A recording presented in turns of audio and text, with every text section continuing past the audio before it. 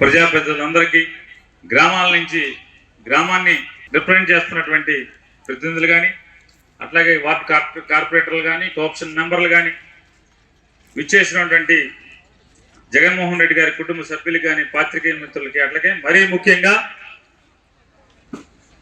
ఈ సమాజంలోని పేద బలహీన వర్గాల వారికి అత్యున్నతమైనటువంటి సేవలు అందిస్తున్నటువంటి వాలంటీర్లందరికీ కూడా నా హృదయపూర్వక శుభాకాంక్షలు నమస్కారాలు తెలియజేసుకుంటూ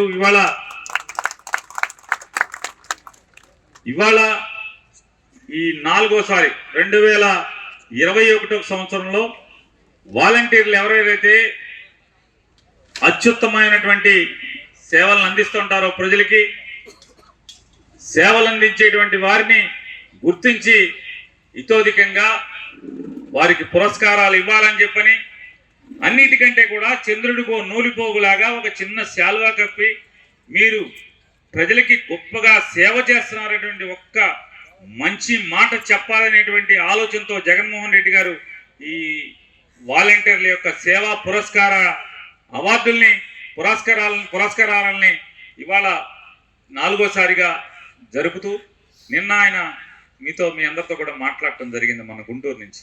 ఇవాళ అన్నిటికంటే ముచ్చటైంది ఏంటంటే 2,55,000 కోట్ల రూపాయలు ఈ రాష్ట్రంలో సరాసరి బ్యాంక్ అకౌంట్లలోకి డబ్బులు వెళ్తాయి. ఈ 2,55,000 కోట్లలో నయా పైసా లంచం లేకుండా జనానికి డబ్బు చేర్చిన వ్యవస్థ ఎవరిదమ్మంటే వాలంటీర్ల వ్యవస్థ. అన్ని కూడా సేకరించి వాళ్ళు ఈ అమ్మాయిల్ని కిడ్నాప్ చేసేదానికి సమాచారాన్ని పంపిస్తున్నారు.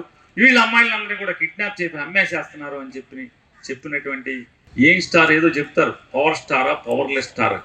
మరి అంత పవర్ ఉన్నోళ్ళు అయితే ఆ మాట వాగినటువంటి వాళ్ళు ఇవాళ ఏం మాట్లాడుతున్నారు?